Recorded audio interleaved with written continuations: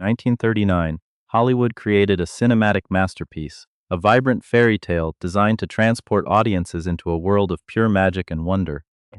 But behind the silver screen, inside the crowded, sweat-inducing studio, the production team faced a mundane, practical problem. They needed winter snow that wouldn't melt under the blinding heat of the stage lights. Their solution was beautifully simple, incredibly cheap, and utterly catastrophic. For hours, the young actors stood smiling under a heavy, cascading downpour of fluffy white flakes, breathing in a brilliant illusion. They had no idea that this manufactured winter was actually a torrential rain of crushed, ancient stone. Hollywood had unknowingly deployed the most efficient biological weapon ever engineered by the planet. This material didn't come from a modern chemical laboratory, nor was it a clean product of stellar synthesis born in the peaceful death of a distant star. Instead, it was the raw output of a violent, tectonic alchemy deep within the pressurized bowels of the Earth. In geological zones where massive continental plates collided, ordinary rocks were subjected to a crushing, suffocating torture.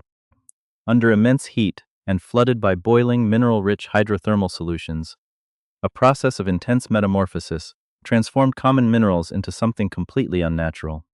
Under the weight of entire continents, these stones didn't just melt. They stretched. They unraveled into a bizarre fibrous anatomy that fundamentally defied what human senses expect from a solid rock. The resulting entity became a geological anomaly, a material that lived in two conflicting worlds at once.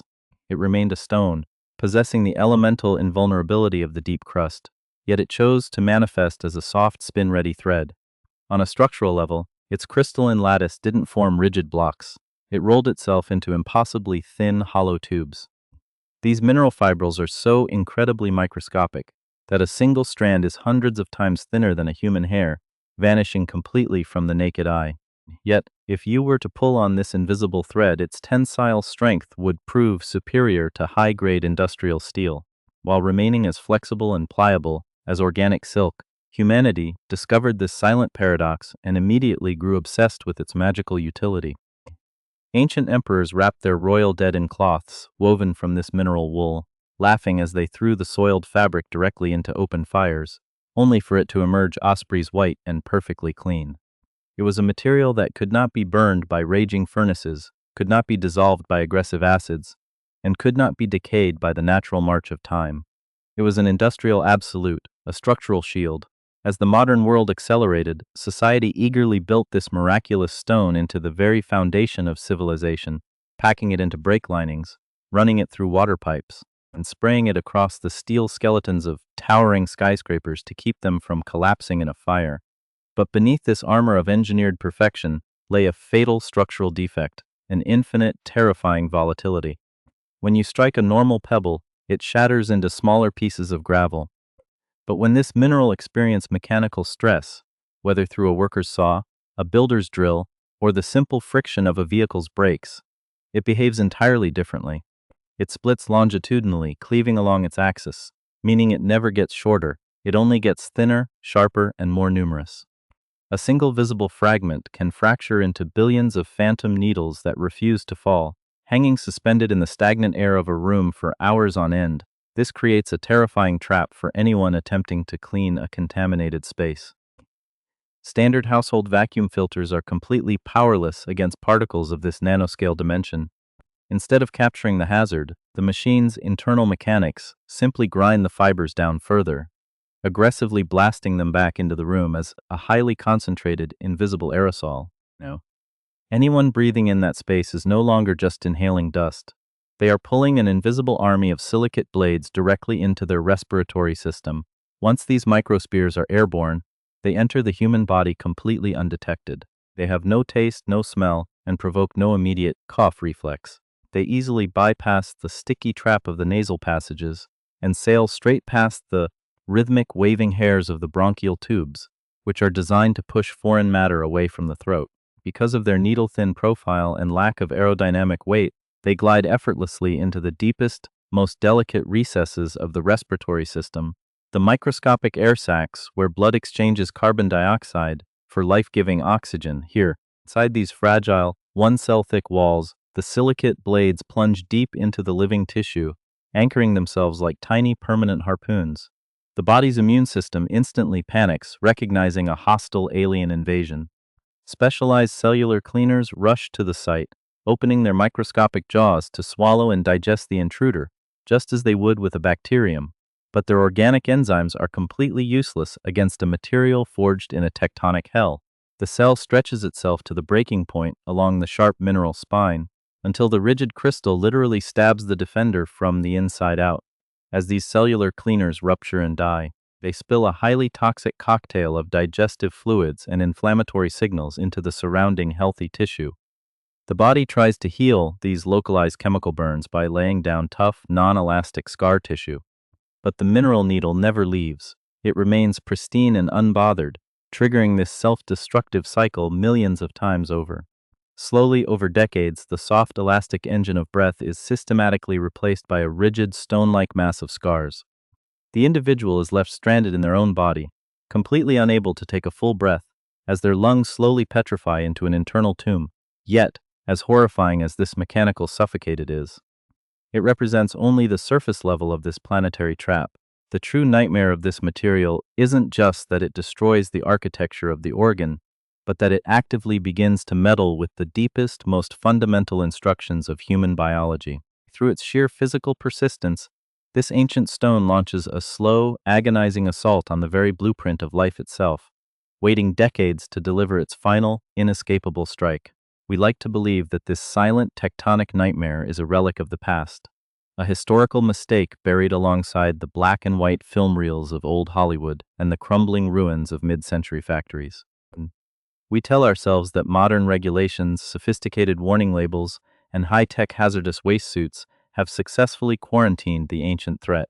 But this is the ultimate illusion of the modern age. The reality is far more uncomfortable.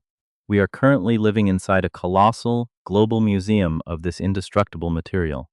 It is woven directly into the hidden anatomy of our cities, silently waiting behind the pristine drywall of our schools, lining the water mains beneath our feet, and insulating the steam pipes of the very hospitals meant to heal us.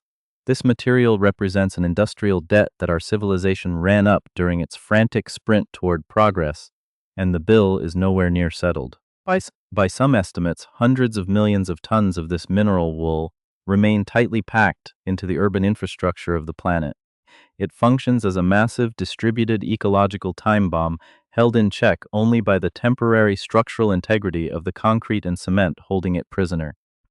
Every time an earthquake rattles a city, every time a coastal storm batters an old neighborhood, and every time an oblivious homeowner drives a drill bit into an old ceiling to hang a light fixture, a fracture opens in the prison wall.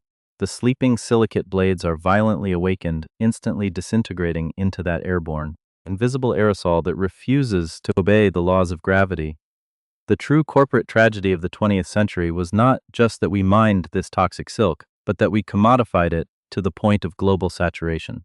It was the ultimate filler, cheap, abundant, and technically brilliant. By mixing just a fraction of these fibers into ordinary cement, we created a supermaterial that allowed us to build higher, cheaper, and faster than at any point in human history. We wrapped our world in a protective, fireproof cocoon, completely ignoring the fact that the cocoon was woven from nanoscale knives. Even today, in rapidly developing nations across the globe, the mining and consumption of this material continue to break records. The justification used by modern syndicates is identical to the propaganda polished by executives nearly a century ago. Economic utility must take precedence over a biological risk that takes 30 years to manifest. This artificial delay is the material's greatest defense mechanism.